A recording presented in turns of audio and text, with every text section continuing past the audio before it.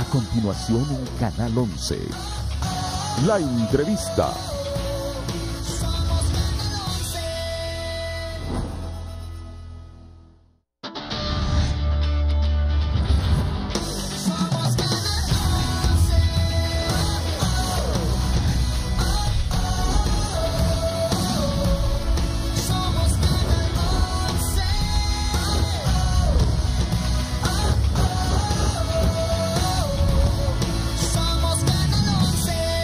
Canal 11. Vive con nosotros. El siguiente programa es solo para adultos.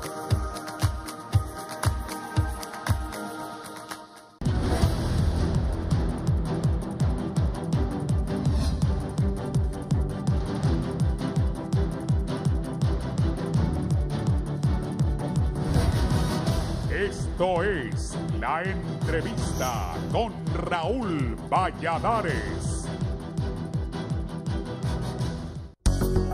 La nota introductoria es presentada gracias a Larache y compañía, ahora en San Pedro Sula con su tienda más grande.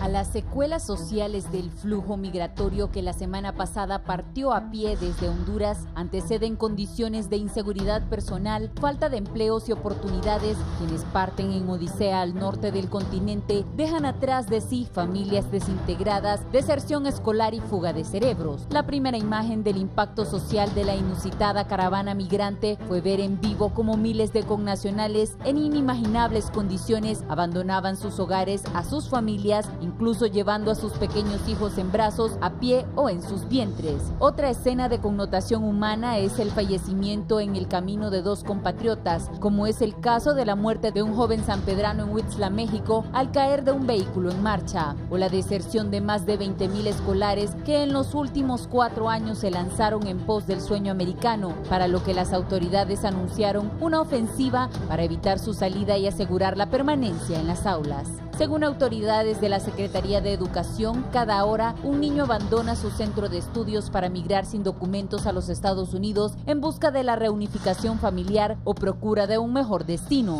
Sin embargo, la gran incógnita es que el impacto de las caravanas migrantes apenas ha sido estudiado si se considera que por primera vez el territorio estadounidense es el objetivo principal de una movilización multitudinaria como la actual.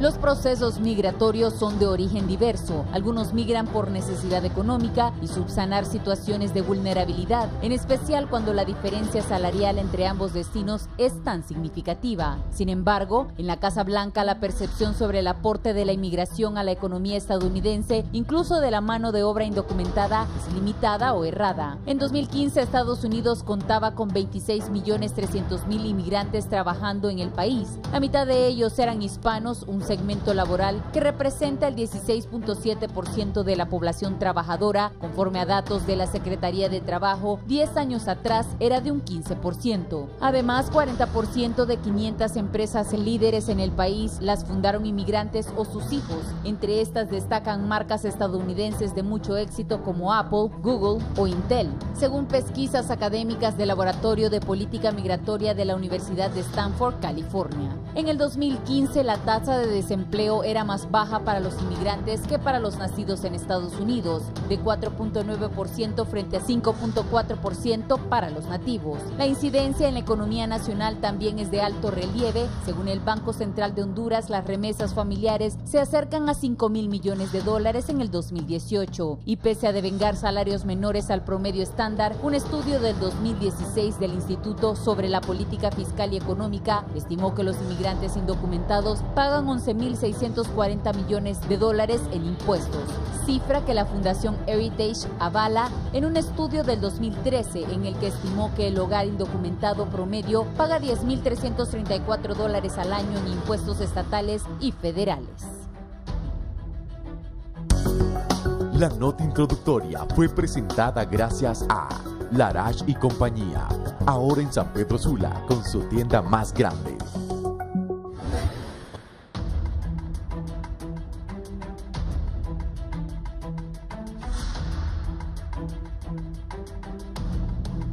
Es un gusto saludarlos desde la entrevista de Canal 11. Recuerde, si va a salir de su casa también nos puede sintonizar en Radio Visión Honduras, en Tegucigalpa 90.1, en San Pedro Sula 90.9, en La Paz, Comayagua, Ciguatepeque, el Agua de Yojoa, el Corredor Central 93.5, en Tela, Ciudad Puerto de La Ceiba, en el Atlántico en la 105.5 y en la Cálida Choluteca en la 90.3.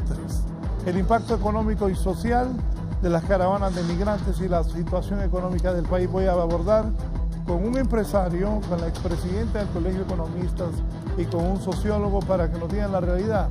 Anoche que entrevistaba a Alden Rivera, embajador de Honduras en México, que está acompañando a los migrantes, pues contó que ahora les están diciendo que agarren para el DF a protestar y aseguró que él miraba muy difícil la posibilidad que los hondureños, que algunos hondureños pudieran ingresar a los Estados Unidos.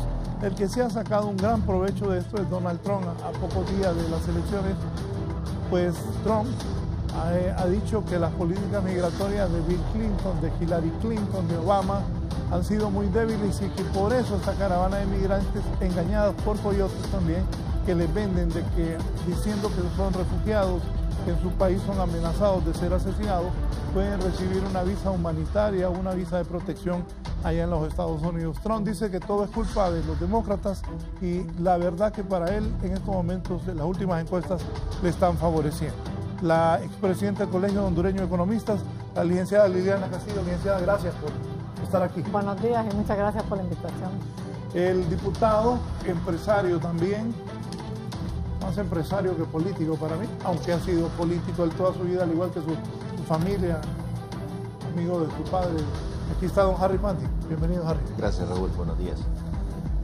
Sociólogo, politólogo, don Julio Navarro. Julio, ¿cómo estás? Mucho gusto, Raúl. Encantado de estar con tu invitado. Licenciada Castillo, ¿qué impacto desde el punto de vista social provoca esta migración desordenada a los Estados Unidos? Y también, ¿qué genera? Ayer anoche algunos empresarios me escribían diciendo que el presidente Hernández pidió que le bajaran a la bolsa de cemento, le pidió ayuda a Juan Carlos Icafi, presidente del COEP. Inmediatamente los empresarios me escribían y me decían que nos ayude bajándole el impuesto sobre la renta. Así está el panorama. ¿Cómo lo ven ustedes los economistas? Sí, buenos días. La verdad que este tema es un tema que nos preocupa a todos, ¿verdad? A todos los hondureños, porque tiene muchas implicaciones sociales y económicas. Las implicaciones sociales, todos ya sabemos que tenemos el mayor índice de pobreza en Latinoamérica, que es arriba del 65%. Tenemos una de las mayores tasas de desempleo, porque recordemos que el desempleo abierto hablamos de 7%, pero el tema es el subempleo visible e invisible, que anda arriba del 56%, que eso se refiere a personas que no devengan ni siquiera el salario mínimo, es empleo precario el que genera más aquí en nuestro país, y por eso es que tenemos alrededor de 6 millones de hondureños en pobreza, y alrededor de 2,5 millones en extrema pobreza, lo cual es lo que ha dado pie... Repítame esa cifra, perdón. 6 millones de hondureños en pobreza y 2,5 millones de hondureños en extrema pobreza que viven con 1,90 de dólar al día, ¿verdad? Entonces... Licenciada, y dicen que somos 9... O sea, solo 500,000 hondureños están bien. Somos 9 millones, o sea que seríamos alrededor de 2,5 millones que sí estamos más o menos bien, ¿verdad? No, porque 6 y 2,5 no, es que de los 6 millones, 2,5 millones están en extrema pobreza. O sea, correcto. Si a los 6 millones los multiplicamos por el 40%, por 4, entonces le da alrededor de 2,5 millones que estamos en extrema pobreza. Entonces, bajo estas condiciones, es normal ver ese flujo de migrantes y recordemos que se hablan de estadísticas de que salen 300 personas diariamente. O sea que al mes estamos hablando de 9,000 personas que salen al mes, ¿verdad? Lo que ha sucedido ahorita es que se unieron y esto hace ver realmente los montos que salen del país, ¿verdad? Que al año se estima que son más de 100.000 hondureños los que emigran. Entonces, aunado a la pobreza y de acuerdo a algunas expresiones que hemos escuchado de que la pobreza siempre ha existido y en porcentajes altos, es cierto, siempre ha existido, pero desde hace una década esto se ha unido también al tema de más violencia en el país y al tema de cambio de clima, cambio climático, que esto ha hecho que al deforestar más los bosques, entonces los cultivos no sean tan productivos en nuestro país. Esto realmente que va a tener más implicaciones económicas y sociales, porque recordemos que al haber tanta migración y al ver toda la gente que va saliendo del país, esto crea una imagen negativa para nuestro país y es bien difícil que venga inversión extranjera.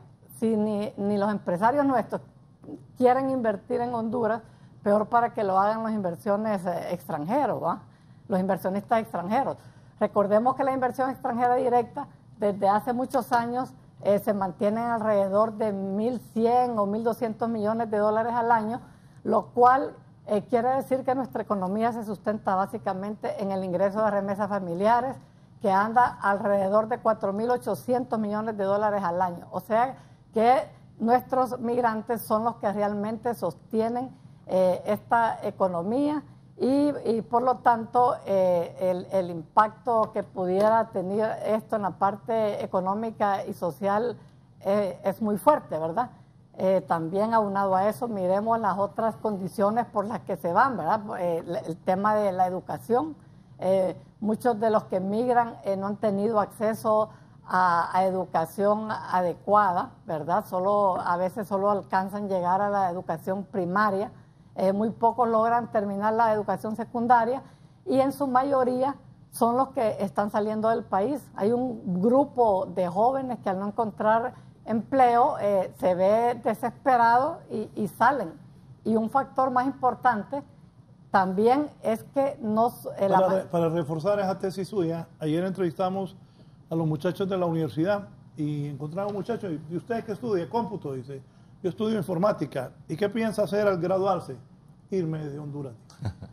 Y mira que ese punto suyo es bien importante porque...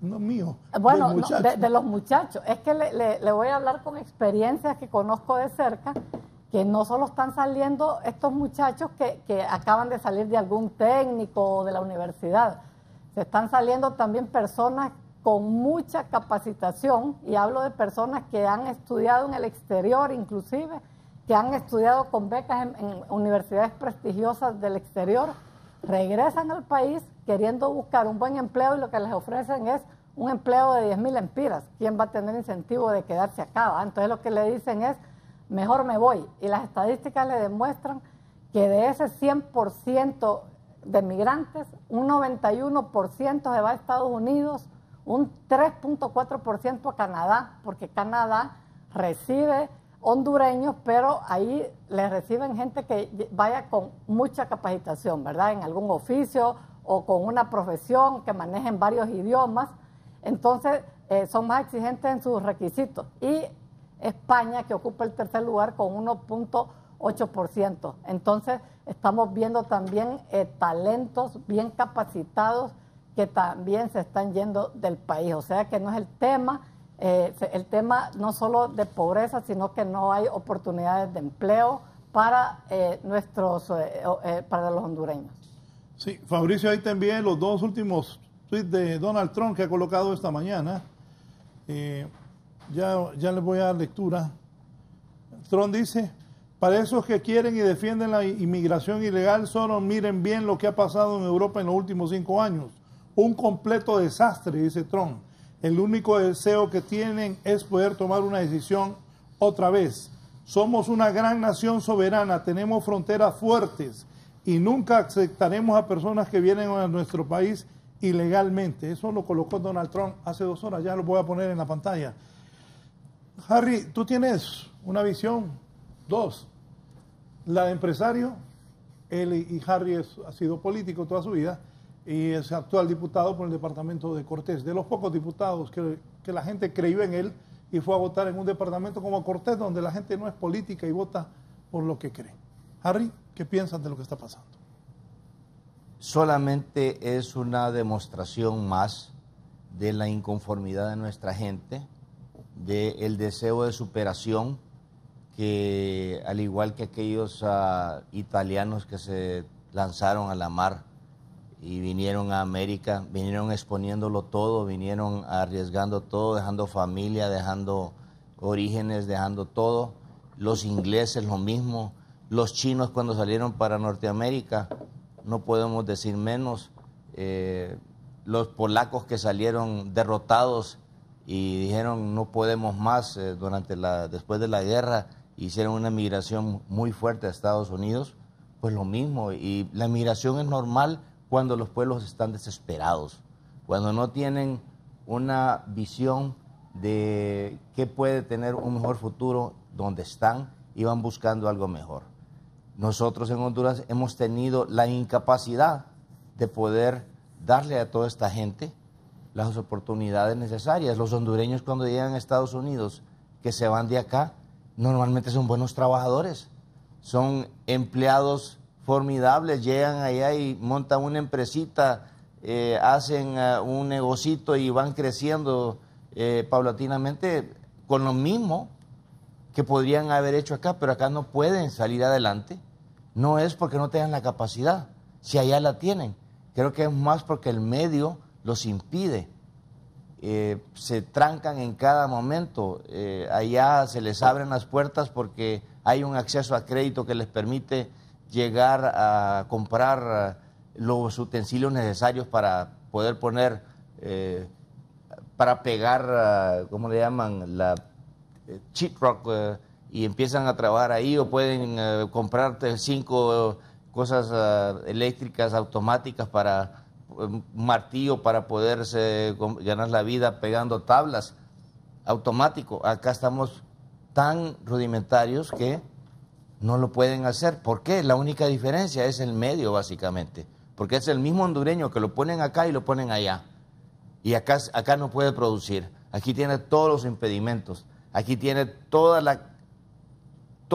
en contra, y eso es lo que encontramos nosotros los empresarios para poder salir adelante. Sacar un permiso para lo que sea es imposible. Entonces el presidente dice, les quité el 1,5 y no han generado empleo. Si hace 4 meses, 5 meses se lo quitaron y no lo han quitado verdaderamente, porque vas hasta el siguiente año. Antes el COED era un gremio fuerte, y hoy ¿por qué el COED lo miro tan débil frente al gobierno, que se deja imponer todo? Yo no creo que Antes el COED era un organismo de presión, recuerdo Camilo Rivera Girón, toda esa gente ponían parte de la agenda del gobierno. Bueno, hoy los veo acorralados a los empresarios. Allá, como lo veas, pero muchos se han plegado al gobierno y han estado tratando de trabajar con el gobierno. En aquel momento tal vez hubieron otras mentes que tenían otra cualidad. Los empresarios, los banqueros han cambiado. El banquero tradicional o el banquero que conocimos, un Jorge Hueso Arias, banquero de muchas épocas, él aún mantiene dentro de su banco esa mística de prestarle al que quiere trabajar. Ahora la Comisión Nacional de Bancos y Seguros prácticamente le dice, ¿le puede prestar a ese o no le puede prestar a ese? Con sus normativas. Y eso es una de las condiciones que nos pone bien en Honduras, porque nos está poniendo bien rankeado en la posición de competitividad, pero a la vez es una daga contra nosotros mismos, porque es cierto, tenemos una clasificación muy alta, pero toda Centroamérica y Latinoamérica, por así decir, si Honduras tiene 8 en esa clasificación, que es muy buena, Latinoamérica está en 4. Eso quiere decir que en otras partes de Latinoamérica tiene acceso a crédito mucho más fácil que lo que tenemos nosotros acá. Es sencillo y bien clara la posición. El restringir, solo darle crédito a los muy buenos, porque si le damos un crédito malo, ya vamos bajando la clasificación, ya no se puede, entonces estamos limitando el acceso a crédito. Y encima de eso estamos castigando con un interés al interés, con un impuesto al interés. que hace más caro aún el crédito. O sea, esa Comisión Nacional de Banca de Seguros es una bendición, pero a la misma vez es un lastre para el sistema productivo del país. Dicen que hay fondos para Banprovi, de Banprovi a bajos precios con la FISA para la agricultura. Nadie se los presta. No hay. Entonces, vivimos de falacias también diciendo, hay un programa que está y no está. Si nos llenamos la boca diciendo, tenemos un programa de vivienda que va a funcionar. En este año el programa de vivienda solo ha descontado 2 meses del año, de los 10 que llevamos. Entonces, ese no es un programa de vivienda. Y ese genera empleo bastante. Bueno, eso genera empleo, pero nos tienen a los urbanizadores y a los desarrolladores, nos tienen hincados. No se puede trabajar así. Y puedo seguir hablando cantidad de posiciones que limitan el desarrollo económico y limitan la creación de empleo. ¿Cuántos permisos hay retrasados de medio ambiente? Es cierto, hemos avanzado, pero todavía es un lastre. ¿Cuántos permisos? Bueno, la minería está trancada. Mejor pongan un rótulo que diga no hay minería en el país. La vamos a eliminar, porque no salen. Un permiso para poner una gasolinera se tarda 7 años. 7 años para poner una... 7 años tarda, no lo dan. Y está hablando alguien que sabe de este tema. O sea, es que yo me asusta. Que... Bueno, entonces, no es... O sea, no, es que el COED se volvió empresario. Y Freddy con eso va a poner ese montón. Tienen 7 años de estar ahí. O sea, normalmente es increíble lo que se tarda para sacar un permiso para poner una empresa, sea la que sea. A menos, claro, que se tenga un amigo, un socio que está bien incrustado en el organismo y entonces sí puede caminar. No. Bueno, yo no hablo de soborno porque no me consta. Pero sí sé que... Pero en Honduras ha sido práctica eso por años. Ha sido mucha práctica y de esa misma manera hay expresidentes o presidentes que han logrado tener cuantías interesantes una vez que llegan a ser presidentes. Julio, el análisis luego de escuchar estos dos invitados que han hablado con claridad. Este tipo de migración que hay ahora presenta algunas características muy distintas a lo que ha habido. Solo tenemos lo que escribe don Manuel Zelaya Rosales, que está viendo. Saludamos al presidente Zelaya. Ernest Gustafson, quien fue el administrador del programa Amnistía en Los Ángeles como director del Departamento de Migración, dijo, si las personas en las caravanas consiguen que un organismo de derechos humanos internacional los declare refugiados y ellos llegan a poner un pie dentro del territorio continental de Estados Unidos, esas personas son candidatas a recibir asilo inmediatamente, no pueden ser deportadas. Por estas cosas es que los coyotes enganchan a los inmigrantes y les dicen que así pueden entrar. Don Julio. Esta migración tiene algunas características distintas a lo que ha sido antes. Mira, del 90 para acá, con la devaluación, los primeros campesinos rurales que se fueron para Estados Unidos no lanchanos. Al perder el valor la moneda, se encarecieron sus símbolos de estatus rurales y se fueron a Estados Unidos a buscarlos. Los lanchanos, antes se iban los sanpedranos, se iban los aibeños, los norteños se iban, pero no se iba gente masivamente del interior del país. Pero esa era la migración de carácter individual. La persona tomaba una decisión individual o a lo más familiar. Y ese tipo de migración ha tenido la simpatía de los hondureños, del gobierno y mucha simpatía de los banqueros, porque les ha ido muy bien con la migración hacia Estados Unidos. Pero la migración de ahora ya no parece ser una decisión individual, sino que apareció como un fenómeno colectivo y masivo de avance hacia la frontera. Entonces eso ha hecho que las explicaciones de la migración sean diferentes. nunca le habíamos dado una explicación política a la migración, aunque todos sabíamos que era producto del modelo económico de excluyente y todo lo que hemos tenido. Pero ahora el gobierno le da una explicación política a la migración y anda buscando quiénes son los culpables de que esa enorme cantidad de población haya avanzado hacia el norte. Entonces, este tipo de migración que hoy tenemos no tiene la simpatía de Estados Unidos, ni mucho menos de Trump con las características que tiene. Pero fíjese que tampoco tiene la simpatía del gobierno. O sea, el gobierno casi habla en términos similares a Trump, criminalizando la migración hacia Estados Unidos. Entonces, eso vuelve confuso el problema, porque en la medida en que nosotros no sepamos explicarnos cuál es el origen, cuáles son las motivaciones de la migración, nos vamos a tardar mucho, pero mucho tiempo en plantear alternativas, no para los que ya se fueron, sino para los que todavía tienen pensado en irse. Estaba viendo la información ahí, que ya hay otro grupo grande de migrantes que van por Guatemala, en busca de los que van adelante. Entonces, hoy en día, 10 días después, me parece a mí... Julio, pero explícanos algo. Si el embajador dice que no va a entrar nadie, si Trump dice que no va a entrar nadie, ¿qué piensan los hondureños? ¿Cuál es la...?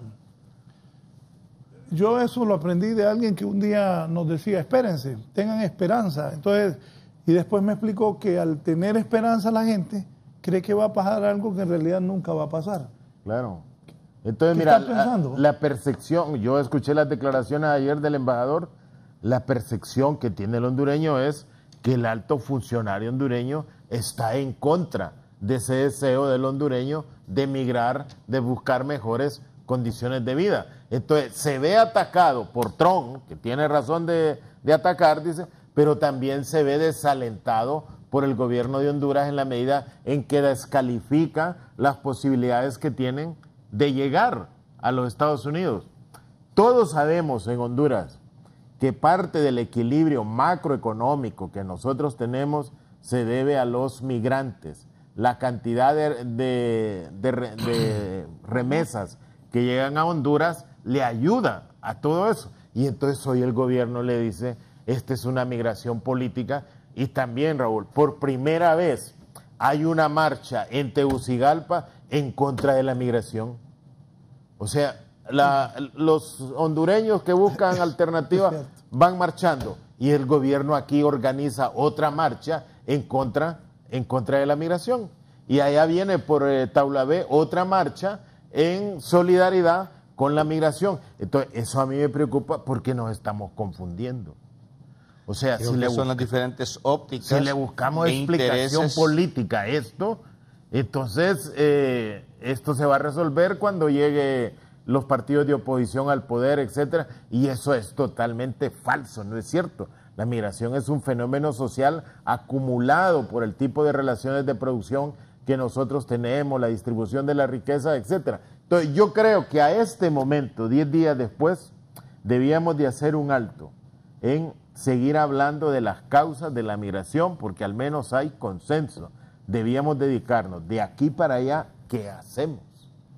¿Qué hacemos para crear condiciones de reproducción, no de esos que ya se fueron, sino de los que tienen pensado irse? La doctora hablaba del problema de la pobreza. De esos 9 millones de personas que dicen que hay en Honduras, hay que restar 1 millón que están en Estados Unidos, que uno no sabe si ubicarlos como pobres o no pobres. Díganle a don Julio, la desesperación, piensan por ellos. Ellos no le pueden ver fríamente como la gente que tiene educación y trabajo.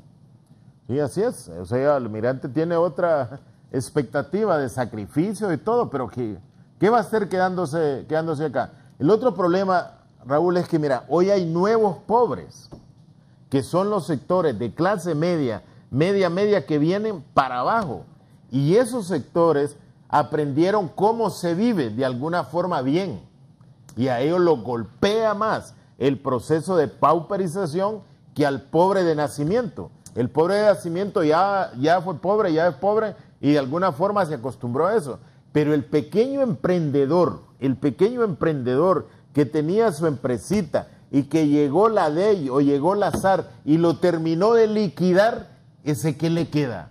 Ajá, ¿y por qué no? Ese tiene competencias de producción de otro nivel que cree que afuera las puede no desarrollar. Habla de la inseguridad mezclada con esto y el pago del bendito impuesto de guerra, porque también a esa SAR se convierte en un impuesto de guerra cuando ya está pagando otro impuesto y el pequeño empresario no lo aguanta. Harry, ayer de las cosas que decía don Carlos Flores era, nosotros no podemos seguir con un modelo económico que tiene como pilar fundamental políticas fiscales. Fue tu líder, fuiste a O votar sea, por Carlos ¿cómo Flores? encuentro a alguien yo que ha creado una empresita para ver qué le saco? Flores dijo clarito, y yo estoy sorprendido que Flores haya dicho esto. O sea, que esa política impuesta por los organismos internacionales de que el modelo económico se fundamenta en cómo el Estado le quita dinero al pequeño emprendedor, al gran productor, etcétera, eso tiene colapsado a todos los pequeños empresarios. ¿Cuántos de esos que van ahí tenían un negocito y en los últimos años los quebraron? A mí me decía un señor que tiene un negocio allá por la universidad, mira Navarro, antes cuando uno ponía un negocio llegaba el extorsionador, ahora llega primero la DEIME, llega primero que el extorsionador, la DEIME, y lo primero que le dice, a ver las facturas, a ver aquí, al menos el extorsionador no le pide facturas a uno, pero esto sí, le buscan todo el mecanismo. Entonces, ya lamentarnos de que la gente se fue o que está yéndose, ya no. ¿Qué hacemos? ¿Qué alternativas de carácter económico podemos hacer? Antes que me Otro elemento que decía Carlos antes que Flores. me dejas alternativas y que digas lo de Carlos Flores, me describen, y es cierto, yo vi a un migrante que lo entrevistó una cadena internacional y decía, los que nos daban trabajo se los llevaron presos. La captura de los narcos ha dejado en la calle a mucha gente, movían la economía, toda esa gente está migrando.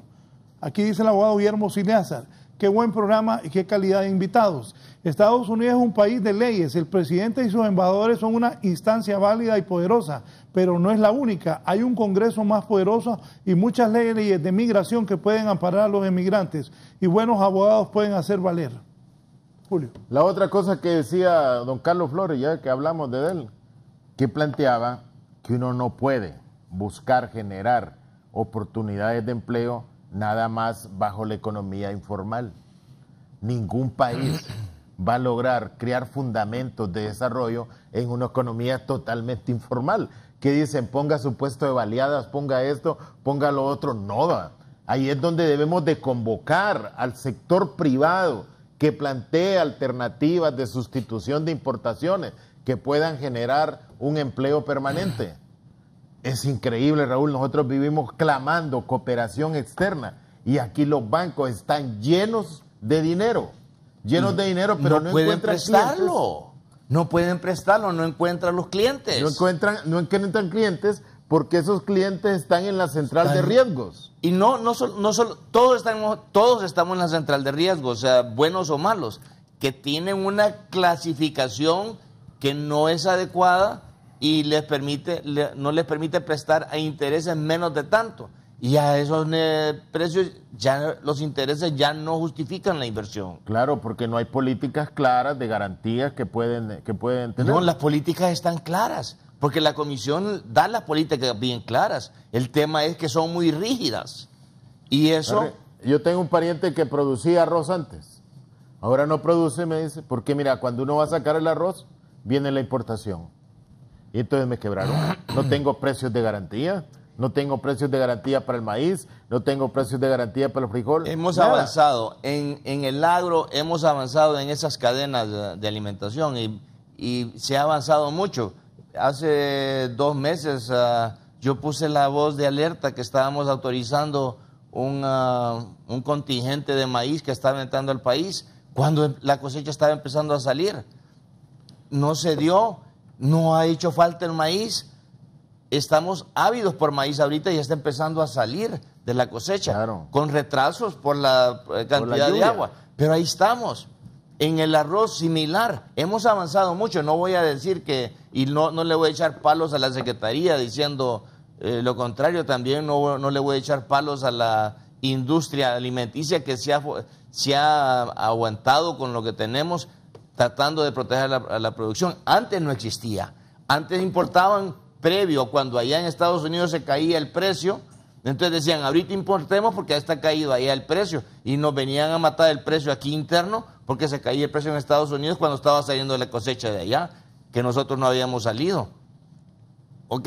Entonces, 10 días después de haber salido la caravana, el Estado debía de estar convocando a sectores productivos de Honduras, sectores sociales y sectores políticos. ¿Qué hacemos?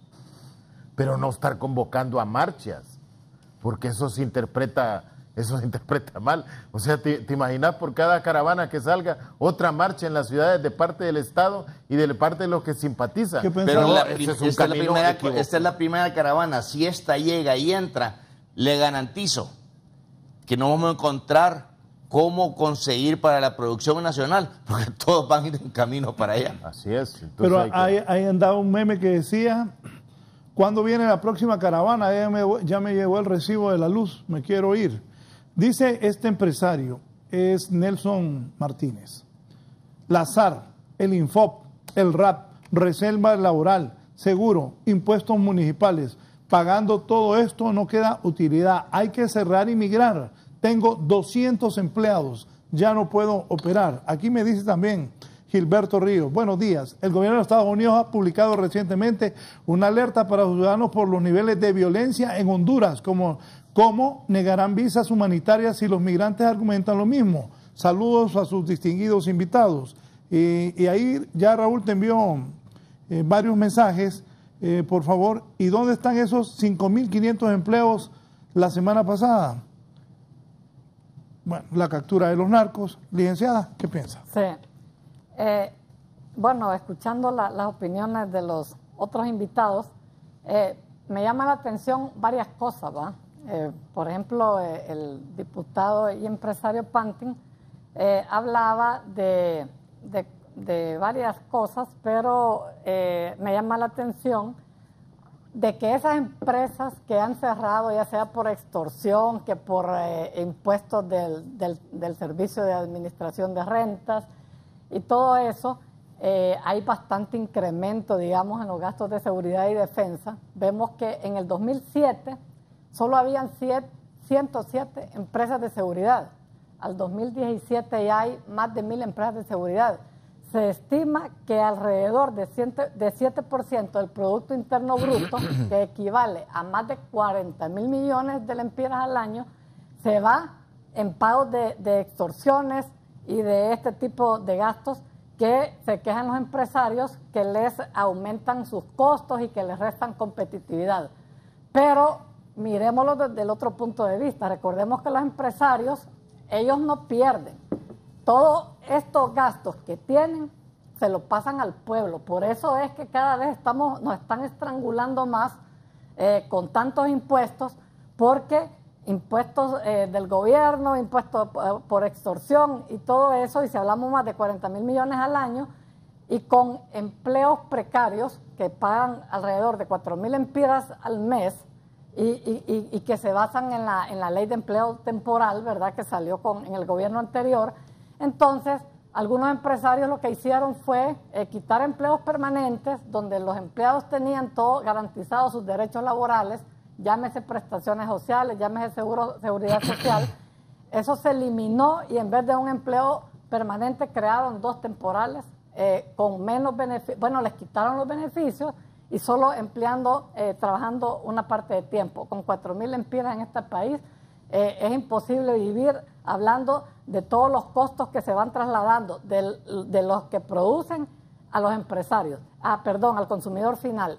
Y por la parte del financiamiento, que se decía que no hay fondos, que sí se da financiamiento aquí en Honduras, el problema es que aquí se da financiamiento que es más fácil de recuperar, ¿verdad? Por ejemplo, las estadísticas nos dicen que más del 55% de los créditos nuevos se va para consumo, ¿verdad? Tarjetas de crédito, la mayoría es consumo. Y alrededor de otro 20% se va para comercio, y la parte de propiedad raíz, que eso está bien porque genera bastante empleo, ¿verdad? Está bien. Pero miramos el sector de agricultura, y el sector de agricultura antes tenía más financiamiento, estoy hablando de más de 10 años hacia atrás, por lo menos se le daba arriba del 10% en financiamiento a este sector, y ahora apenas se le da un 5% de toda la cartera crediticia. Usted lo ve en los bancos. Todos los bancos la mayor parte son tarjeteros y no les interesa la producción. Solo Banco de Occidente, un poquito de lo que es, un poquito, no le digo mucho, un poquito de lo que es la vivienda, poquito, y Banco Atlántida, que más es lo que habla de financiar producción, pues de ahí no hay financiamiento. Antes estaba Continental con una gran cartera agrícola y de producción, estaba Banco Sogerin con una gran producción. También se me quedaba Banco del País, que sí ha hecho su parte. Sí ha hecho su parte. Pero de ahí todos los otros son bancos tarjeteros que están financiando el consumo. Y todo va... Es que ese es el negocio de ellos. Bueno, es que para ahí está el negocio, para ahí está la principal función. Pero hay un elemento que nadie está considerando. Antes yo tenía una empresa como empresario y me arriesgaba con otra. Y esa empresa la empezaba a crear y le ayudaba y le ponía. Ahora vienen y le meten con la... es dumping. ¿Ah? No, ahora vienen con la, ¿cómo se llama? Este nuevo formato de las empresas afiliadas y el tema de declaración de, vaya, que es nuevo, hace 3 años y todavía no está funcionando. Ya no puede una empresa ayudarle a otra para que salga adelante, porque ya es un impuesto que le estoy dejando de pagar del otro lado, si lo que estoy haciendo es creando otra empresa. Y esas utilidades ahora se tienen que pagar sobre esos intereses también, o sea que están cerrando aún más la creación de empresas. O sea, las empresas, aquí no hay capital como existe en otras partes, que yo invierto y el público está abierto a invertir. Aquí hubo un tiempo que le llamaban la mafia y la mafita en San Pedro Sula, que los empresarios invertían en las otras empresas. Precios de transferencia se llama la declaración que dice Henry. Correcto, precios de transferencia. Entonces, con esto se limita aún más.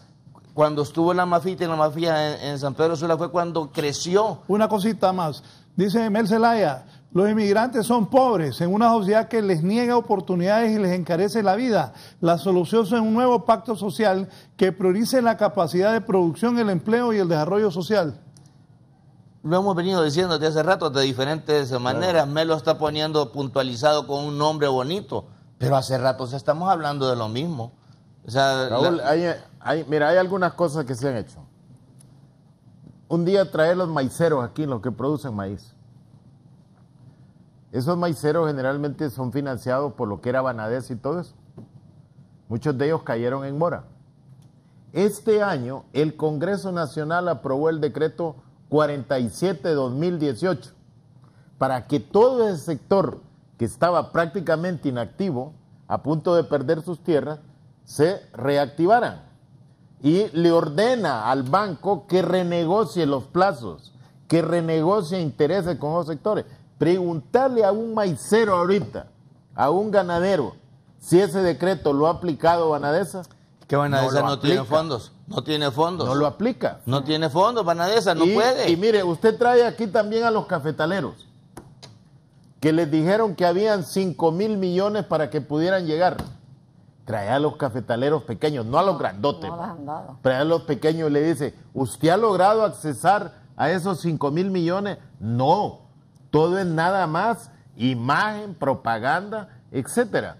Los cafetaleros, mira, por la forma como ellos disfrutan en los momentos cíclicos que les va bien y sufren cuando los precios están mal, yo sí creo que es un buen sector familiar, que el día que se dispongan a migrar en grupo los cafetaleros, también van a generar un impacto negativo. Entonces, hay medidas de carácter remedial, hablo remedial con relación al financiamiento, que sí podría crearle estabilidad a algunos sectores que ya tienen experiencia productiva.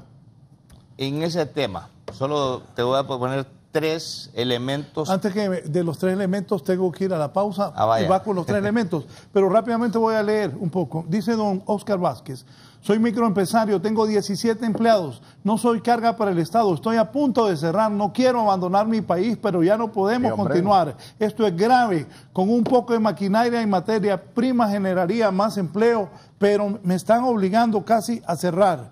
Aquí, poneme los mensajes, por favor. Aquí tengo los mensajes de la gente también, que está en las redes sociales. Ahí está. Álvaro Pérez, el 99% de la población sigue su curso normal, porque dicen que hay crisis cuando toman una muestra del 0.04%. Hagan buenos análisis. Honduras es la segunda economía en crecimiento, dice Álvaro Pérez. Felicidades para Álvaro Pérez, que le va bien. No generalicen que esa es la realidad del país cuando es apenas el 0.04% de la población la que anda en esa caravana. Alejandro Acosta, el modelo económico es un fracaso, llegan gobernantes que no entienden de economía, todos buscan fomentar el agro, un rubro donde no somos competitivos y por ello siempre habrá problemas de desempleo por lo deprimida que es la economía, por los rubros donde se enfoca el gobierno, dice Alejandro Acosta. Freddy Castro, la observación de Don Panting es valedera, la Comisión de Banca seguro lo tiene bloqueado. Ronald Torres, me gusta escuchar personas coherentes, muy buena intervención. Ramón Canales, hasta ahora que veo a personas atacando de frente a este problema, pareciera que la mayoría tiene pánico, ¡ajo!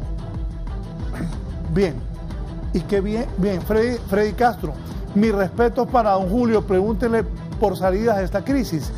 Martínez, es cierto, en la municipalidad de Tegucigalpa es un infierno sacar un permiso de operación y entonces cómo las personas que quieren poner un negocito van a avanzar si estos de la alcaldía son unos burócratas, entonces la gente mejor migra.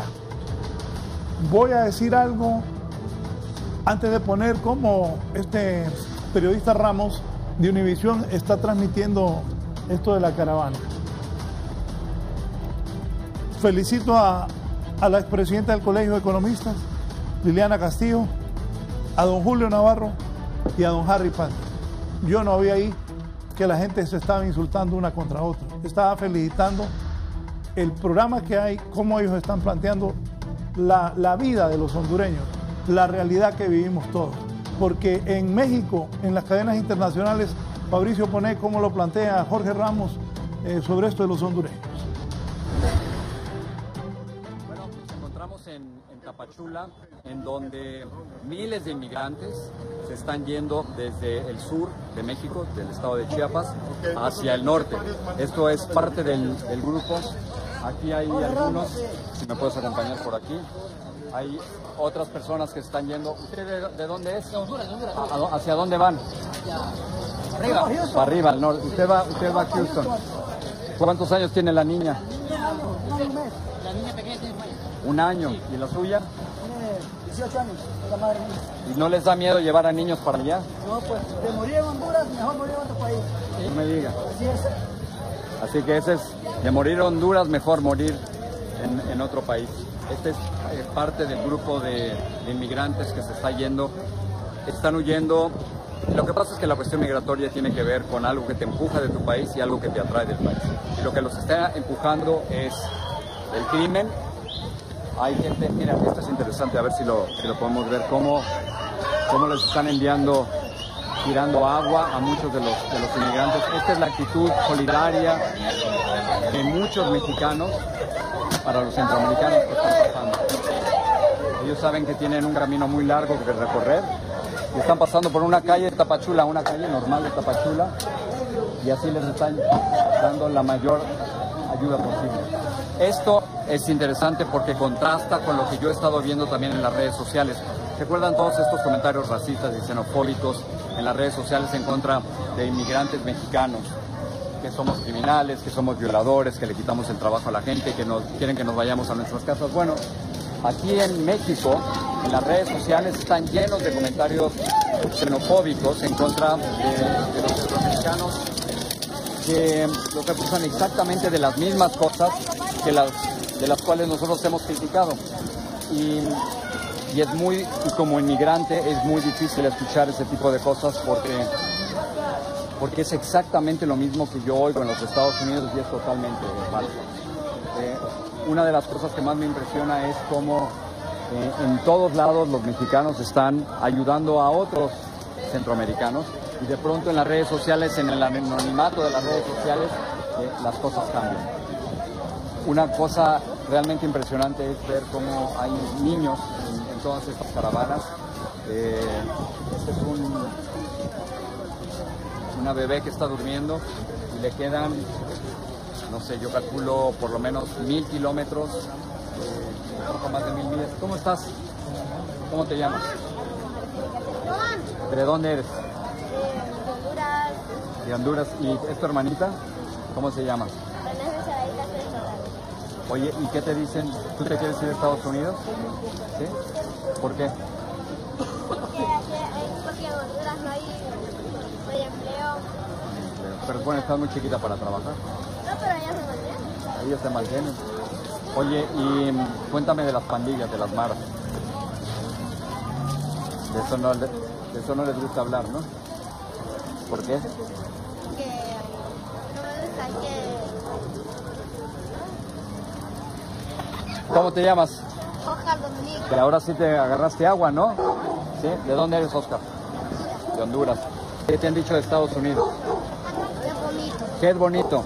Y por eso te quieres ir para allá. ¿Y si no los dejan entrar? ¿Te quedan en donde? En México.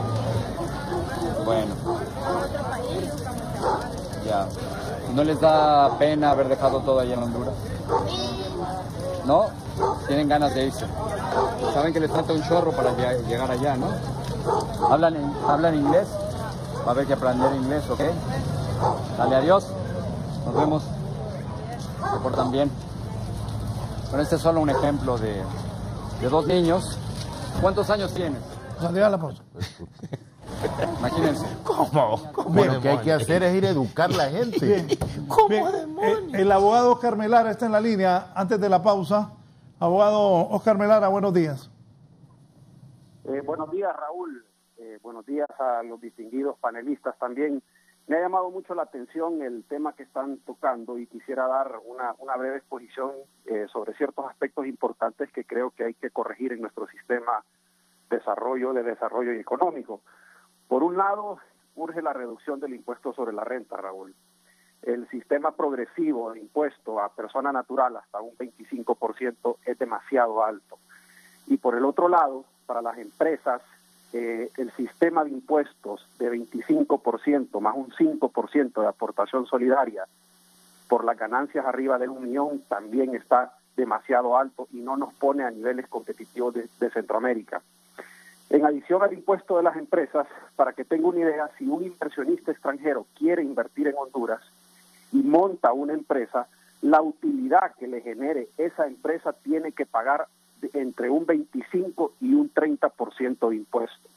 Y una vez que ese inversionista quiere retirar las ganancias o sus dividendos del país, el Estado le aplica un 10% adicional. Es decir, estamos casi en un 40% de impuestos sobre la renta. Para darle un poquito de antecedente, el gobierno del expresidente Ricardo Maduro eliminó la retención a la distribución de dividendos y eso trajo consigo una gran inversión en el país porque el empresario invertía, en la empresa que montaba en el país pagaba sus impuestos y si el empresario quería retirar sus dividendos, esos dividendos los retiraba sin necesidad de volver a pagar impuestos. Por otro lado, creo que es importante el control de las exoneraciones. Me parece que las exoneraciones deben concentrarse en el sector de la agroindustria, de la maquila, del turismo, que es donde sí se puede generar empleo masivo y que es donde está la mayoría de concentración del pueblo hondureño que hoy por hoy no tiene empleo y que hoy por hoy es el que está buscando mejores oportunidades en otros países.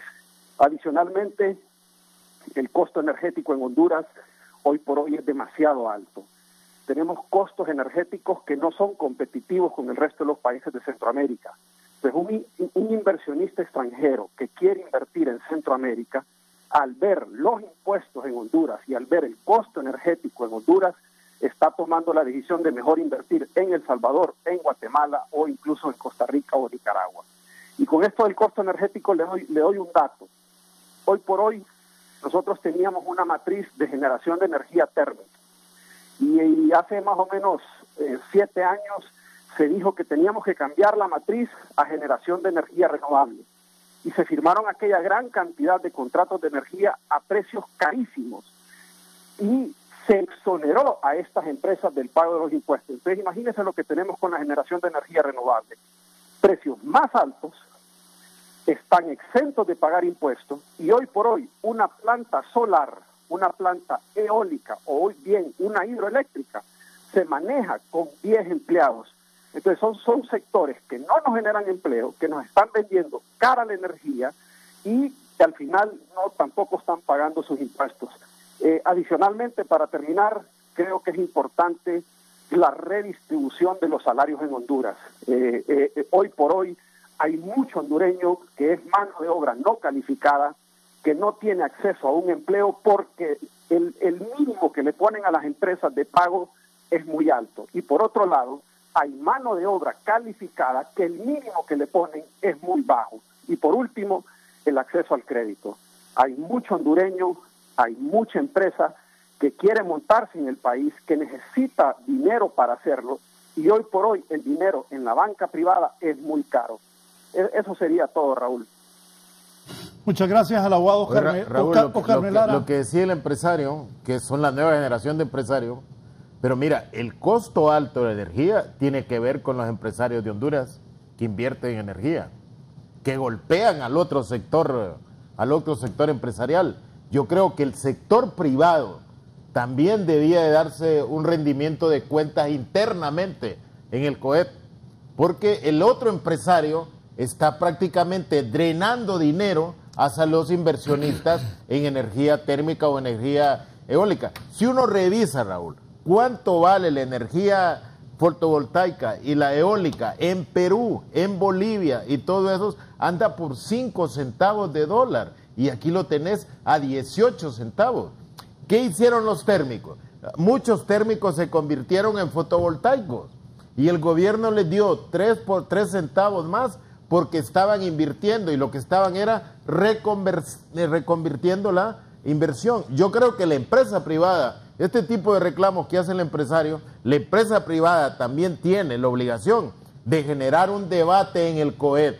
¿Cómo hay drenaje de las ganancias de empresarios que sobreviven con dificultades hacia el sector energético, que pareciera que ese sector energético tiene complicidades con los gobiernos, porque uno no los escucha hablar, sino que se benefician de las coyunturas políticas que adquieren en el Congreso? Mira, aquí era, pero a gran cantidad los famosos PPA, que te ibas al Congreso y decías, dentro de 10 años voy a tener tantos megas, y entonces deme todo esto, y después los iban a vender a otro tipo de empresarios con un sobresueldo. Eso a este momento que el país está en crisis, todos los hondureños debemos de reflexionar y buscar cómo aportamos algo, porque si le vamos dando solo matiz política, yo creo que no vamos a solucionar. Voy a una pausa y continuamos. Voy a continuar.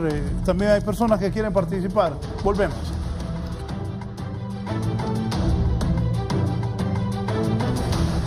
Ya volvemos con más de la entrevista con Raúl Valladares.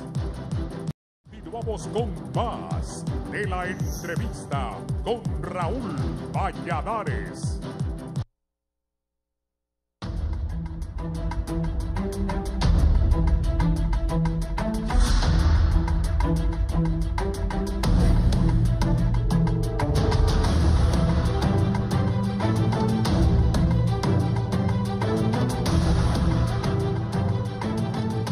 Bien.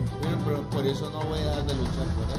Porque Bien. él no me dejaría. No me dejaría, tenés que retornar a las orígenes.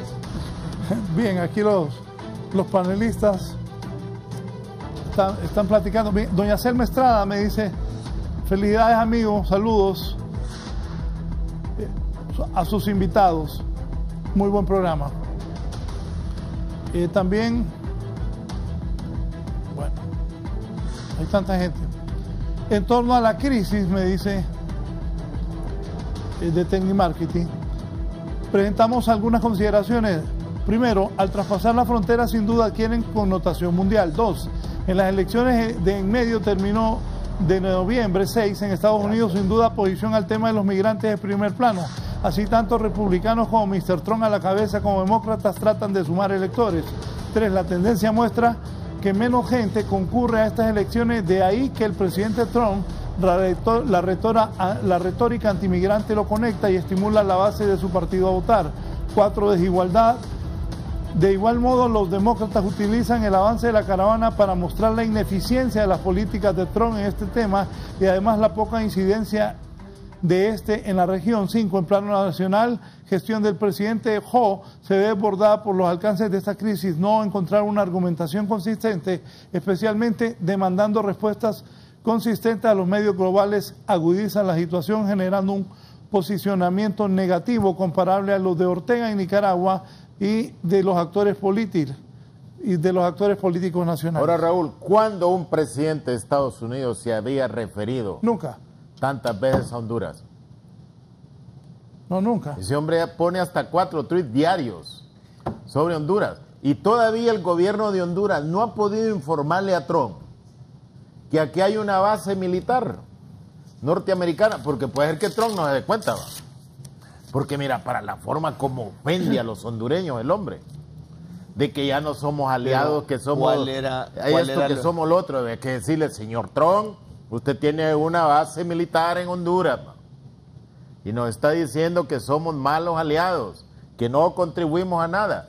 Yo creo que el gobierno, todos sabemos que no solo este gobierno, sino que todos hemos sido temerosos de las políticas norteamericanas, pero yo creo que con algún grado de sinceridad deberíamos de decirle, va, que no nos trate así, por favor, hombre. Que somos aliados de él, teniendo Palmerola y teniendo otro, porque realmente las ofensas yo creo que se han pasado el límite de lo que es una relación de un gobierno con el pueblo de otro país. Julio, pero ¿cuál era la posición de Trump cuando la emigración de Siria hacia Europa? Era la otra, por los intereses que... No, ¿cuál era? ¿Cuál era su posición? Ayudémosle. Y ahora ya no. Porque también él miraba que con eso debilitaba a la Unión Europea en sus relaciones de carácter comercial que tenía. Pero entonces lo que es bueno para los otros no es bueno para mí. Bueno, sí, me gustaría hacer una intervención en la parte económica, donde se ve que realmente la economía en términos macroeconómicos ha venido creciendo arriba de 3,5 en los últimos años, pero a nivel micro, como repetí anteriormente, estos resultados no se ven y ya hemos explicado hondamente aquí sobre los niveles de pobreza y desempleo. ¿Cuál es el tema aquí? Que el crecimiento Honduras lo ha venido teniendo en base a 3 sectores fundamentalmente. Intermediación financiera, que aporta al Producto Interno Bruto arriba del 35%, el sector telecomunicaciones y el sector energía. Y el tema aquí es que son sectores que hacen crecer la economía, pero no generan mucho empleo, ¿verdad? No hay derrame. No hay generación de empleo en detrimento de sectores que generan valor agregado, como la parte de agricultura, la parte del sector construcción. En cuanto a lo que hablaba el empresario Oscar Melara, en cuanto al tema de los impuestos, él decía que sugería, ¿verdad?, reducir algunos impuestos a los empresarios, pero cuando vemos los empresarios, los impuestos a nivel agregado, sabemos que en Honduras tenemos un impuesto regresivo, es decir, que pagamos más impuestos los que tenemos menos, esos son los que pagamos más, y pagan menos impuestos los que tienen más capital. En nuestro país, alrededor de... ¿Pagan menos impuestos? Pagan menos impuestos los que tienen más Pero recursos, Melara se más quejaba capital. de eso. Sí, pero así están las estadísticas. Y alrededor de 66% lo pagamos la mayoría de los ciudadanos. O sea que los ricos pagan menos. Así es. Los ricos pagan menos aquí en Honduras. Y debería de ser... ¿Y entonces? Ah, bueno, entonces la parte tributaria está recargada más en la clase media y es lo que hablaban aquí los compañeros, que por eso es que hay un buen sector que con tanto impuesto se ha ido pasando de clase media a clase baja, ¿verdad?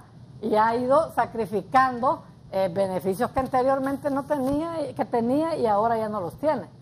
Entonces, esa es la distribución. Oiga bien, ¿te imaginas cómo estarán los pobres? Me dice Jesús. Ah, bueno. Entonces, mira, de ahí viene que yo presenté en el Congreso una iniciativa de ley para los mayores de 65 años de exonerarlos del impuesto. Me acuerdo de esa moción. Sobre ventas. Aún no se le ha dado curso, pero ahí está, y creo que es una moción válida para esa gente que prácticamente está en extrema pobreza. Exactamente, aunque no debería de ser para todos los de arriba de 65, porque venimos con el tema de los subsidios que no son focalizados. Y puede ser que en el tema de energía usted le esté dando subsidio a una persona que le consume menos de 300 kilovatios y es una persona que tiene buen nivel de ingresos. Puede vivir en colonias de alto ingreso, pero como consume menos de 300 cae ahí. Lo mismo sucedería con las personas arriba de 65 años, como está usted sugiriendo, de que posiblemente caiga gente que realmente tiene capacidad para seguir tributando. Pero una persona que el subsidio va a ser 3,000 empiras al año, una persona que tenga capacidad de ingreso, esos 3,000 empiras, créanme que no le van a hacer ni hacer, va a pasar el tiempo, la pérdida de tiempo de ir él personalmente a redimir ese tema. Yo creo en los subsidios productivos, pero los subsidios de asistencialismo no creo que generen mejores condiciones. Oye, los grandes empresarios están comiendo a los medianos empresarios, ya que a través de sus fundaciones y ONG no pagan impuestos. Los banqueros se volvieron tarjeteros y empresarios que compiten en varios rubros a bajo costo. Tienen supermercados, etcétera, y pulperías. Tienen empresas de construcción y se comen a los pequeños constructores y el gobierno y alcaldía que nos ponen demasiadas trabas. Así reacciona la gente. Es que así es lo que se está pasando. Te decía cuando nos fuimos al intermedio que no hemos medido y las leyes que tenemos tienen ciertos temas que son restrictivos. ¿Cómo es eso que le vamos a poner a un productor de café de 5 manzanas que tiene que sacar una licencia ambiental? ¿Y le cierran las 5 manzanas por mientras tiene la licencia? No, lo multan. Lo multan. Con 100,000 pesos. Esa es la multa. Y el que tiene 28 vacas tiene que tener una licencia ambiental. O sea, hay una incongruencia que no puede ser. Y entonces vienen todos los conexos, porque tiene que presentar el informe consolidado de medidas ambientales, que si no lo presenta tiene una multa. Deberíamos de educar a la gente bajo las nuevas reglas de carácter ecológico, pero no ser coercitivo. ¿Se imagina alguien que tenga un cafetal hace 20 años y le dicen ahora usted tiene que pedir una licencia ambiental? No, hay que ir a capacitar a ese cafetalero cuáles son las nuevas condiciones en que va a sobrevivir su finca, pero no le dice tiene que pagar 100,000 pesos. Me dice doña Selma Estrada, la problemática relevante en la cual hay que trabajar es hacer trámites expeditos para los microempresarios, en general las MIPYMES. Lo difícil es obtener permiso de una alcaldía, del ASAR, el RTN, la tarjeta de identidad. Todo eso es engorroso y no viable. Es urgente hacer las cosas prácticas, fáciles y ayudar al más desposeído de convertirse rápidamente en pequeño empresario. Así se construye país. Gracias, dice doña Selma. Con esto del costo de la energía, es cierto, necesitamos hacer una revisión de lo que son los contratos. Si ya se terminaron de pagar esas represas, pues entonces sí hay que renegociar esos términos. Debemos de cambiar el esquema de compra de energía eléctrica a fin de bajar esos precios, pero también necesitamos que se siga invirtiendo en el sector, porque es la única manera que vamos a poder producir suficiente energía para sustentarnos. Si nosotros los hondureños no podemos producir en Honduras la energía que producimos, es una erogación diaria. Todos los días que usamos un galón de combustible para generación de energía son dólares que se van cuando nosotros lo podríamos estar haciendo acá. Es como no tener la capacidad de alimentar a nuestra gente y tenemos que estar trayendo maíz de afuera. Sí, en un momento está sobre este tema de energía el presidente del sindicato de la ENE, don Miguel Aguilar, antes el empresario Suri Alvarado. Don Suri, buenos días. Al licenciado Raúl Valladares, a los panelistas. Soy un pequeño productor de café de San Jerónimo Jesús de Otorio, Intibucá, y debo agradecerles por la oportunidad y agradecer a don Julio Navarro que tocó así brevemente el asunto de los pequeños productores. Debo decirle, don Raúl, que no están viendo el problema de la caficultura como lo deben ver. Aquí, si no ponen cartas en el asunto, van a tener caravanas de productores de café después para Estados Unidos, y cuando vengan a querer apagar fuego les va a salir más caro. Fíjate que en el caso particular, sé que yo tenía un préstamo en Banadesa, lo pagué antes por instrucciones de los personeros del banco, que lo teníamos a una tasa del 7.25%, y porque dijeron que nos iban a dar fondos frescos. La sorpresa es que pagamos el dinero antes del plazo establecido, y cuando ya vamos a sacar otra vez el dinero, resulta que dice que hay que deshipotecar la propiedad y volverla a hipotecar. Todo eso, los costos encima del productor.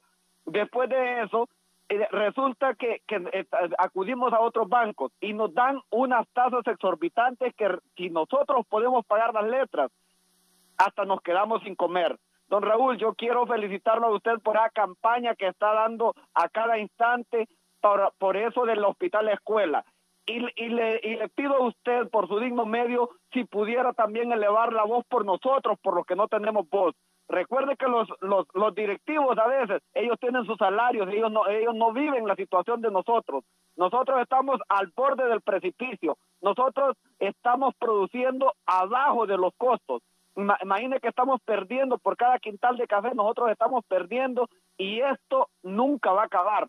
Felicitamos al presidente que fue a hablar con los consumidores de otros países que nos están dando como 2 centavos por cada taza. Eso está bien, pero ellos pueden hacer mucho por nosotros, nos pueden rebajar impuestos. Mire que nosotros, por semillas certificadas que compramos al instituto, tenemos que pagar el 15%. Por los análisis de suelo que nosotros tenemos para ver qué necesitamos en nuestras fincas, también tenemos que pagar el 15%. ¿Cómo es posible, licenciado Raúl Valladares, que están hablando de fondos en Banprovi y nosotros no tenemos acceso a esos fondos? Llegamos a los bancos y los que nos dicen, mire, venga la otra semana, y solo en pasajes se nos va todo el poquito dinero que nosotros tenemos. Y de repente nosotros seguimos peleando por esos recursos, y fíjense, en este momento hay un montón de productores de café que están perdiendo sus fincas porque los bancos les van a rematar. Que viniera un representante del gobierno, sería bueno que no quede esto en el anonimato, porque da la impresión que a veces no escuchan, no sé qué es el problema que tienen, pero no quieren actuar. Fíjese, nosotros no estamos pidiendo condonaciones, estamos pidiendo que revisen esas tasas. En lo particular, yo estoy pagando una tasa del 18%. Imagínense, y tienen esos fondos en Banprovi que bien los podrían dar a unas tasas de 8 o 10%, y nosotros podríamos ir subsistiendo sin necesidad de hacer una carga para el Estado y generando pequeños empleos. Y toda esta gente que nosotros estamos teniendo en nuestras fincas, al no darles trabajo, son candidatos a irse también para Estados Unidos. Así que, licenciado Raúl Valladares, ojalá que usted pudiera seguirle dando cobertura a esto. Con solo esos intereses que nos rebajen, yo creo que nosotros podríamos ir saliendo de la crisis en que estamos. Mire, ese préstamo que están ofreciendo de 200 lempiras por quintal, que aún no ha salido, que se está hablando desde septiembre, claro que nos va a ser un alivio, claro que sí nos va a servir de mucho, pero todas esas deudas que tenemos atrasadas, esas no las pagamos con esos 200 lempiras por quintal. Así que al señor presidente, por favor, siéntese y mire cuál es el problema real de nosotros y no espere a que explote toda esta crisis. Muchísimas gracias y sigan adelante. A usted, don Miguel Aguilar, el presidente del sindicato del Estené también. Don Miguel, buenos días. Buenos días, licenciado Valladares. Un saludo al diputado Panti, a la licenciada Alvarado y al amigo Julio Navarro. Sin duda que el tema de energía, pues, es un tema de país, y yo veo que un foro sobre el impacto económico del país, y el tema de energía pesa mucho en el país. Yo quisiera esperar que Honduras es el segundo país con más riqueza hidroeléctrica, y los proyectos públicos se quedaron estancados. La ENE está generando 1 kilovatio a 4 centavos de dólar, y la ENE, el diputado Panten, lo genera, lo transmite, lo distribuye, manda la energía al alumbrado público y absorbe la pérdida de alumbrado, y vale 4 centavos. Y cuando vemos en la parra los renovables, como muy bien lo decía don Julio y los amigos ahí en el foro, los renovables valen, licenciado Valladares, 18 centavos de dólar. Y en ningún país del mundo vale esa cantidad. Honduras vende el aire más caro de Centroamérica, el sol más caro de Centroamérica. Entonces me parece que el Congreso también debe intervenir. La otra es que consideramos nosotros que el despacho debe ser económico, que debemos de comprar la energía más barata que hay en el mercado. No debe ser obligatorio, como lo dice la ley, que a huevos el ENE tiene que comprar la energía más cara que hay en el momento y sacar su energía pública del sistema. La ENE debe competir en igualdad de condiciones. Nosotros consideramos también, licenciado Valladares, que en este tema económico del país de energía se debe dar una tarifa preferencial a la micro y la pequeña y mediana empresa, igual como antes se daba una tarifa preferencial a los grandes industriales. Hoy podemos darles esa tarifa preferencial siempre y cuando el ENE mete esa energía al sistema, siempre y cuando el ENE tenga igualdad de condiciones, siempre y cuando también exista una verdadera política energética pero integral, que debe iniciar desde la revisión de los costos de los contratos.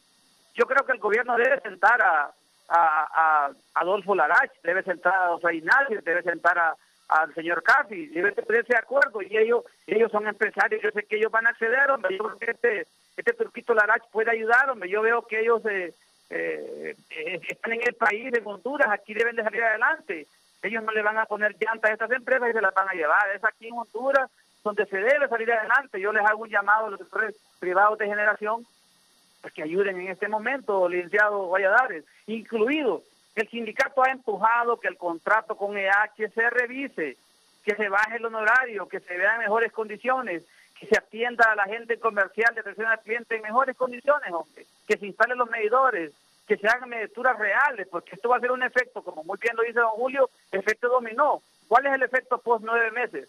¿Qué vamos a hacer en los 9 meses? ¿O qué vamos a hacer en los 9 meses? Porque el ajuste va a ser gradual hasta llegar a 18. Óigame, es un ajuste grosero, y el Estado, el gobierno deben buscar alternativas con todos los sectores alrededor. Yo ya no les quito más espacio. Les agradezco que me haya dado Canal 11 y usted les va a dar este momento, y un saludo a los penalistas, que me parece que lo han hecho muy, muy bien. Bien, muchas gracias al presidente del sindicato del STN, Miguel Aguilar. Una pausa y continúo con mis invitados.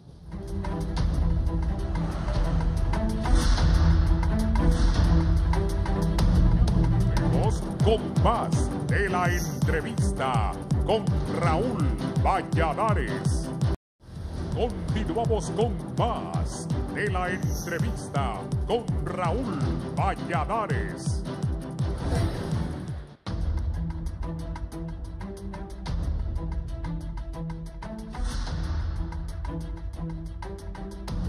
Bien, Luis David, esos empleos que ofrece el gobierno es que manden algo para acá, a La Ceiba. Estamos quedando como pueblo fantasma. Quiera Dios, hombre. Ceibita la Bella. El aumento de energía ya hizo cerrar varios negocios y MIPYMES en Honduras. Otras empresas han optado por reducir empleo para cubrir los aumentos y costos energéticos. Si las condiciones impositivas y energéticas no mejoran, no vendrán más inversiones, no somos competitivos. Anael Fuentes, el hambre, el desempleo, la corrupción son una fábrica de delincuentes y de migrantes. Pueden agarrar 1000 extorsionadores y regresar 1000 indocumentados, y van a aparecer 5000 más. Aquí en San Pedro Sula, en la colonia 6 de Mayo, hay cientos de vehículos que pagamos la extorsión llamada siglo XXI. Y si usted, atención a los del siglo XXI, extorsionadores les dicen a los del siglo XXI. Y si usted viene a ver las carreteras, tenemos 30 años de estar esperando el pavimento, y vaya a ver las obras, las hacen allá por donde vive Calidonio. Oscar David, qué buen análisis, buenos panelistas. Agua pura, Raúl, ¿alguna vez han tenido a algún funcionario del gobierno con los conocimientos de economía de los panelistas de hoy, con las propuestas que estas personas están presentando? Las personas que están en el gobierno están por chambas políticas, no por capacidad. Por eso es un gobierno tan inepto que no ha podido generar verdaderas soluciones a los problemas sociales del país. Raúl, vivo en una zona cafetalera y gran parte de los que están migrando en caravanas y fuera de caravanas son caficultores. Los cafetaleros están siendo atacados por 3 tipos de roya. Los precios están a la muerte. Los caficultores están decidiendo no cortar el grano.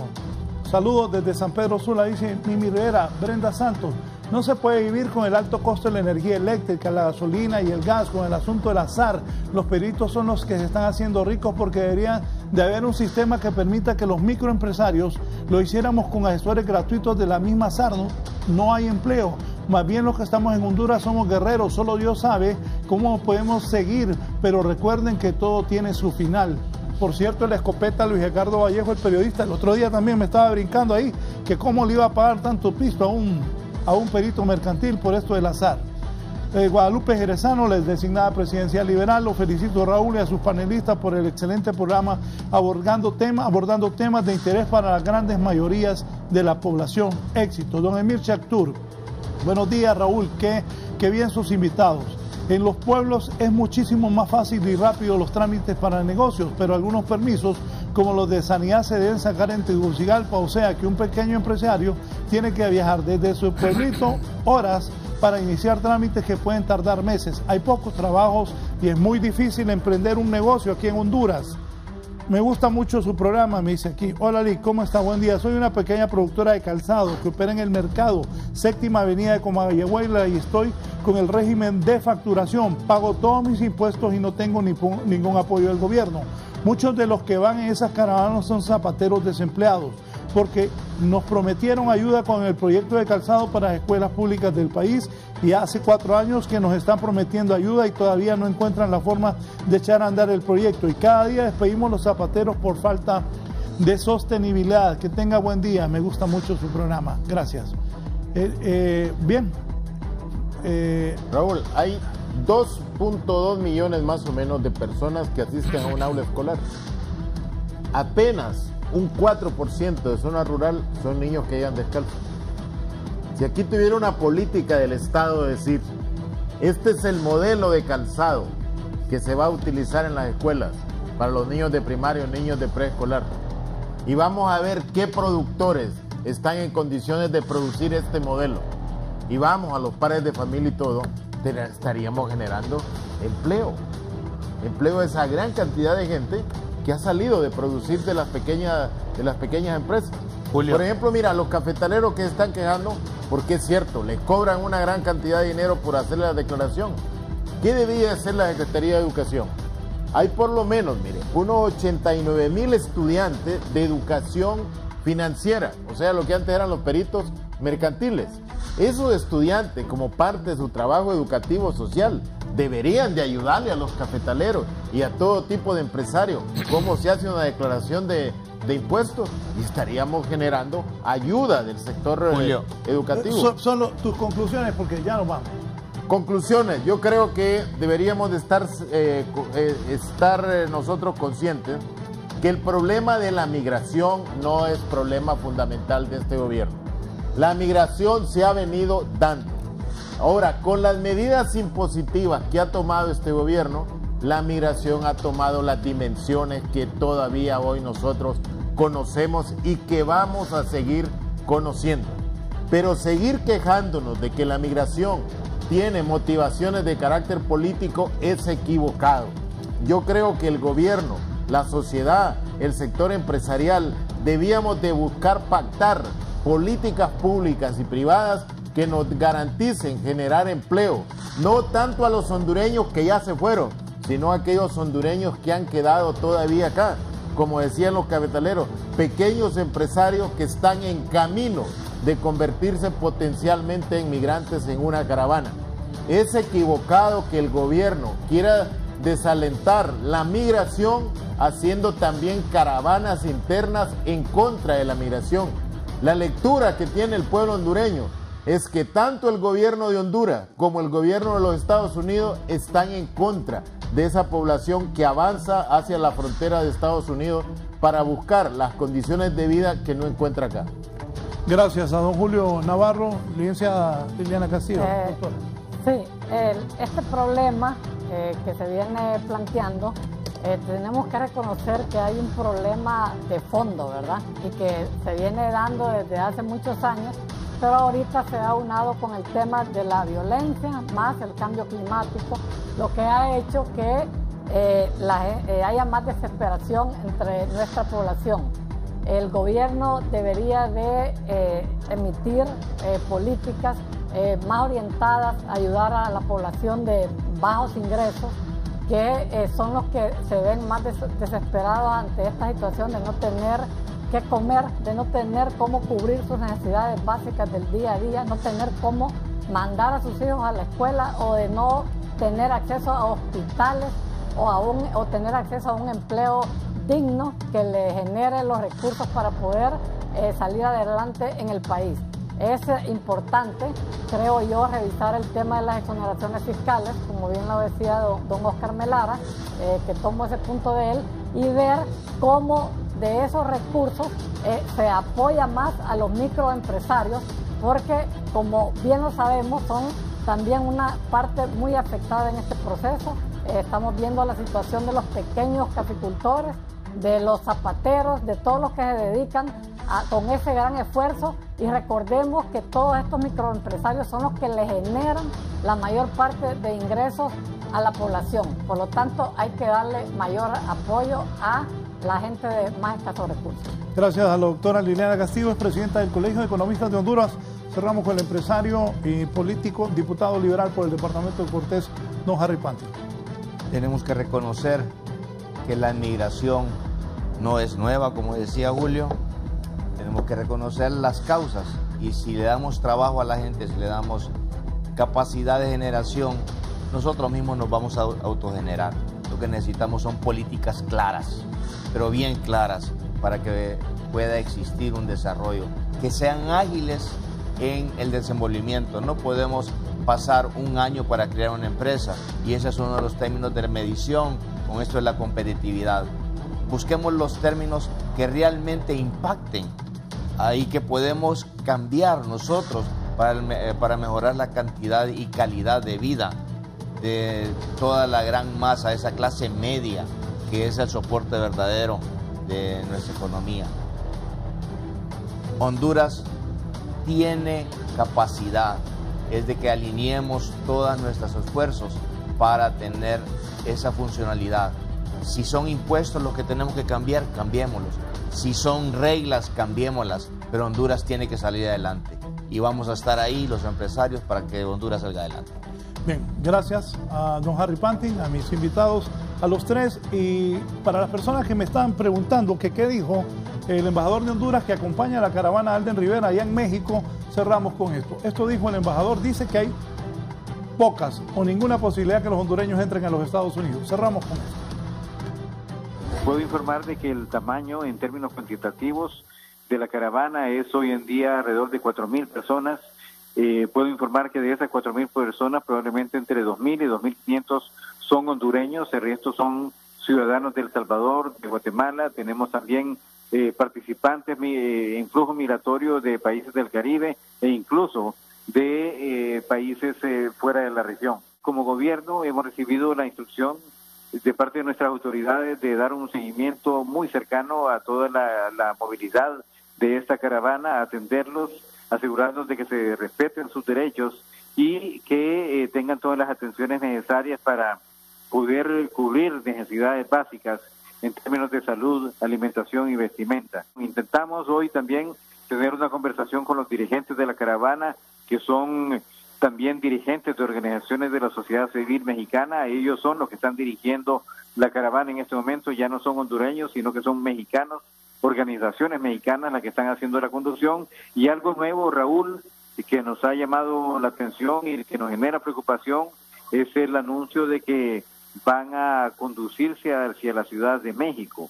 Eso nos da algunas señales contradictorias en términos de cuál es el propósito real de la caravana, si es llegar de la manera más pronta posible a la frontera con Estados Unidos, como se mencionó en el inicio, o si lo que se desea es tener una gran expresión mediática en la Ciudad de México, hacer manifestaciones frente a la Embajada de Estados Unidos, tener manifestaciones frente a la Embajada de Honduras, frente también a una serie de instituciones del gobierno mexicano. Se afirma lo que hemos mencionado como gobierno, de que existe un trasfondo oscuro, realmente oscuro, de carácter político en el origen, en la convocatoria y en el destino que se le quiere dar a esta caravana de migrantes hondureños. Lo que están proponiendo ahora es conducirlos hacia el tren, para que se suban a la bestia que tiene tanto riesgo, que aumentó la velocidad en 20 kilómetros, que es tan difícil utilizarla, pero eso es lo que están proponiendo, conducirlos ahora al tren para llegar hasta Puebla y de Puebla hacer una conducción vía terrestre y una parte en caminata, una parte